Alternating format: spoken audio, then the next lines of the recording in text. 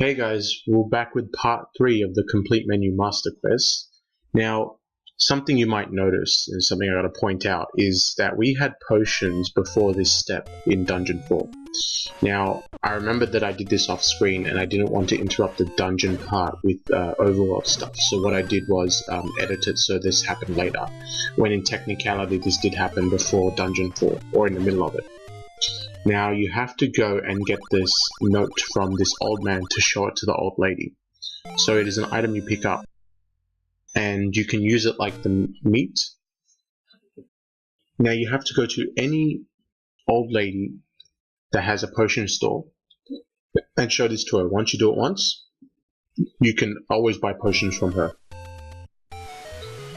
The raft that we got is key to another heart container. You gotta sail off the east coast of the map and go off the wharf and you pick up this heart. And that's pretty easy. Now, after this we're heading into Dungeon 5. So the bow is the treasure of this dungeon, so once we have the arrows, we already picked up the arrows, we'll be able to use the bow. This dungeon's shaped like a Z and it's pretty simple to navigate through. You pretty much go along the bottom of the Z and up the diagonal part, and then you gotta go underground. You'll end up along the top and there's the boss. Pretty simple stuff. Just to go quickly back to the potions, red potions are the ones you want to buy. They cost 68 coins, rings, damn it, rupees. Sorry, I got my currency mixed up. So 68 rupees, and it is 2 full heals, which are better than the blue potions, which cost 40 rupees and it's 1 full heal. So you're paying what, 1.5 the amount for, but you get double the healing. And always recommend that you buy. Always recommended that you buy a red potion and drink it twice, and when your potion slot is empty, to replace it with another red potion. It's never practical to buy a blue potion. Now, some new enemies are likes. They look like a stack of pancakes. This is what I mentioned earlier, can absorb and eat your shield.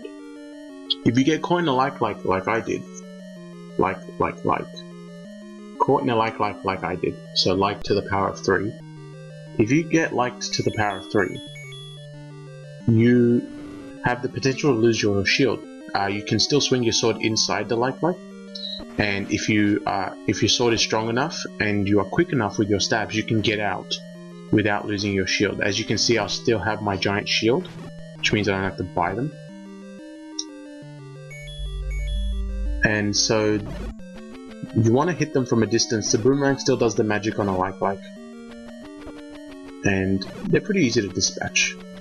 These enemies, they're called Vyas, and they look like cute little hamster thingies here, but again, the conceptual art is ridiculous. It has 3 eyes, a bunch of sharp teeth, and a 6-pack. Like, what the shit are we dealing with here? Actually, I'm curious as to what likes look like. Saying like multiple times in a sentence is weird. Holy shit, it's got like... It still looks like a pancake, but I think it's got eyes everywhere. Either that or strawberries. Maybe it's a delicious enemy.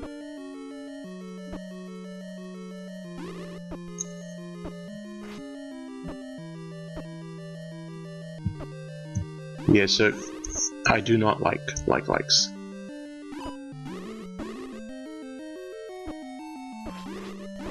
Here we go, whiz robes. I think we've encountered these before, but your shield can block their projectile if you stand still. And something whiz robes taught me is, if you swing your sword, your shield is by your side, which means it's not being used to deflect stuff. So do not be stab happy when you're up against an enemy that uses projectiles a lot, because you want your shield to be out, not your sword. So at this point we've gotten the map while I was distracted by not liking likes. They did give a mini heart attack to me when I first encountered them because I thought they did swallow my shield, but I did a quick check before that. And here I'm being paranoid. I don't know what's on the other side of this ladder, so I'm drinking a potion early.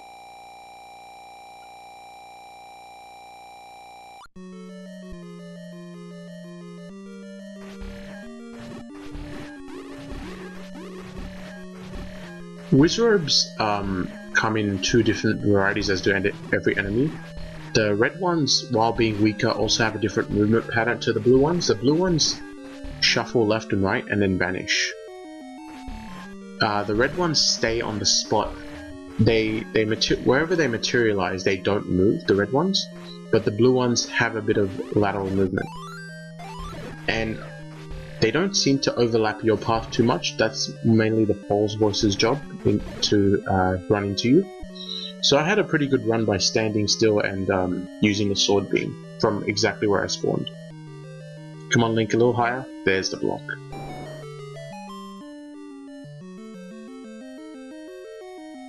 And that's kind of what I mean with the puzzle element, a bit lacking, because I don't know how that's considered a puzzle.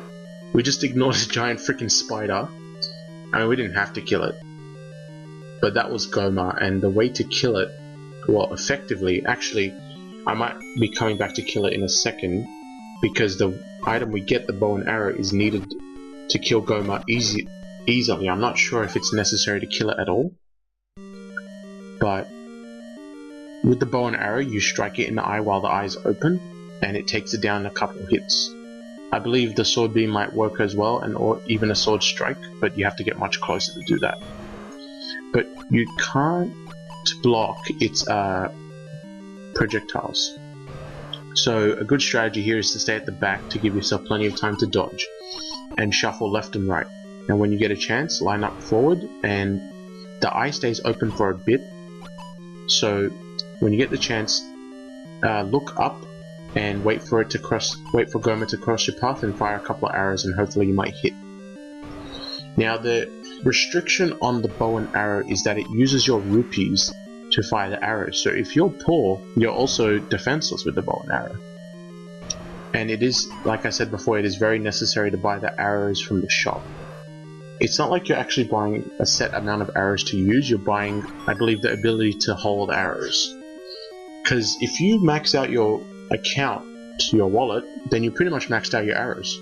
So right now I only have 23 shots with the bow and arrow. So now we gotta backtrack in order to get to the compass, I believe, and the Triforce shard. We've gotten the treasure of this dungeon. We've also gotten the map.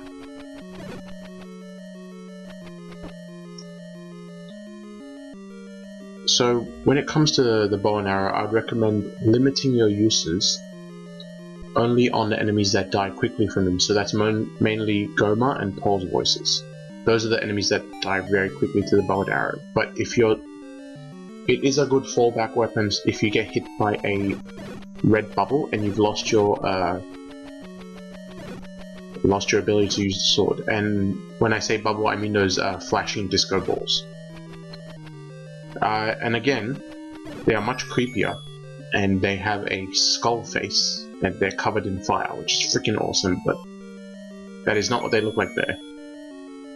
I might consider editing the official artwork every time I mention it, just so you guys get an idea of what you see on screen and what I'm looking at. Like, look at that, it's like I want to say a tumbleweed or a disco ball or something like that. But no, it's a freaking flaming skull that's coming after you. And I'm surprised it doesn't do any damage.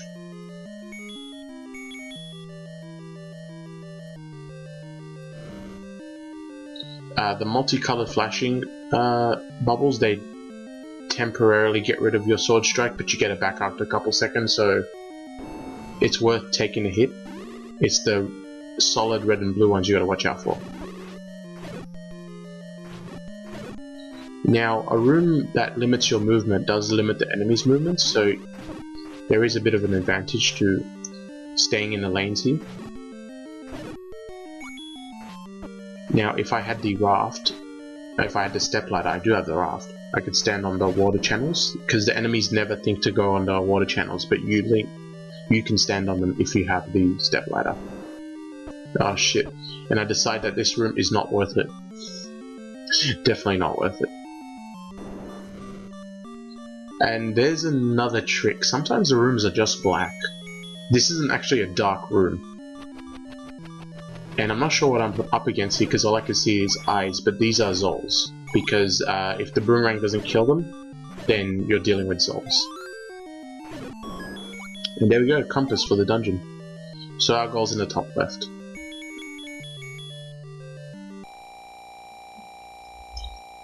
And pretty much when you get potions, this is the strategy you're going to start to employ, because pretty much when you take too much damage, you heal once, and then you probably save the second healing for the boss fight. Wizrobes and Likelike's in the same room are, I think, probably the worst. Because you got to worry about your shield being eaten, and you got to worry about projectiles coming your way. So I'm trying my sword beams from the doorway strategy, and I would be able to kill the Likelike's if they're a set distance away from me, and also the Wizrobes. But the Wizrobes can enter the doorway. That's a little quirk they have. Because they can move through walls, they're intangible, I believe. Actually, I'm curious to see what the official artwork of Wizrobes are like.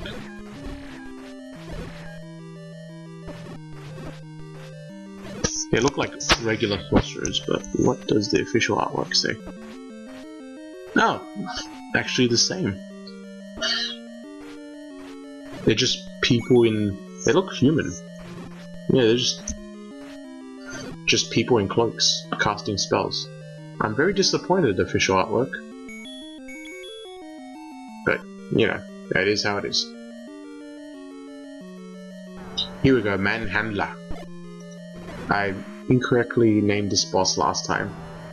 But yeah, the fight is pretty much the same. You just gotta bomb the center. If you bomb the center, you take it out one hit, but if you bomb its arms, it goes crazier and crazier. And I believe it takes me a couple of bombs, because its movement is erratic. There's no actual pattern, but it does bounce off walls. And it is pretty much at its most dangerous when it's down to its last claw. But thank you for dropping a fairy, Manhandler. I love saying that name, Manhandler. Oh wow, I'm out of bombs completely. Luckily I don't need it for this room and probably the dungeon. And maybe I'll get lucky and they'll drop, and we'll get some bomb drops.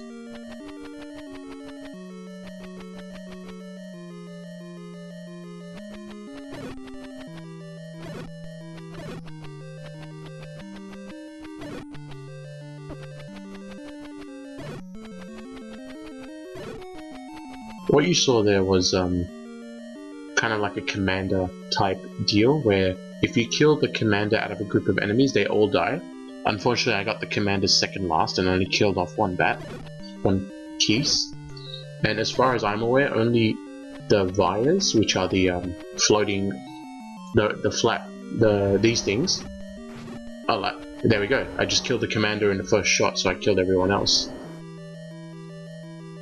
It's kind of like the gold robots in Sonic Heroes, I want to say. If you kill the Commander Keese or the Commander Vias, then you kill them all. And so I got lucky in that room. And here we have Gleok. And now I can't really hide from the doorway, but I do have my potion on standby. And now he has 3 heads instead of 2, so the strategy at this point, you might be as beefy as I am, with my attack power and defense has been doubled, and I've got so many heart containers that you could afford to go ham and just keep stabbing his face in. And pretty much, with the amount of vitality you have at this point, you'll be able to go ham on pretty much any boss, except the ones that turtle up. So here we go. I believe we're getting the magical sword now. So this will be our final power upgrade in the game. The magical sword is probably the hardest to get to on the map. It might even require going through the Lost Woods. But once you get here, this is what the power bracelet is for. You can push these kind of snail-looking rocks. Now, I believe I attempt the whistle, but this is not the right strategy. And there you see the tornado I was talking about a couple of parts before. That'll take me back to a dungeon entrance. But the key is to push, I believe, the tip of the arrow up. There you go, and the staircase appears, and we get the magical sword. None of the swords are called the Master Sword. That I don't think was introduced until Link to the Past or Zelda 2. So now we have double the attack power, and with that, I'll see you guys for the next video.